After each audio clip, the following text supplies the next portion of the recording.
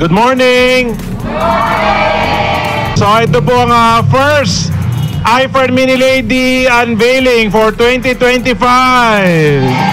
Ngayon, February 5, mag-unveil na tayo ng 76 Mini Lady.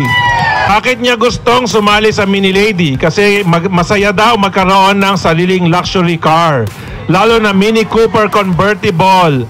At grupo po ng president ng Mini Lady na si Madam Kim. At ito na, sasabihin ko ng tunay niyang edad at 76 Mini Lady because 76 years old ang ating newest Mini Lady. So everybody, let me all welcome now with Madam Kim and Vice President Kit, our 76 Mini Lady Florenda Miranda Torchiniak. At my age, gusto ko maka-inspire sa lahat, lalo na sa senior citizen. Kasi ang senior citizen daw nagsasabi na hindi nila kaya dahil retired na sila.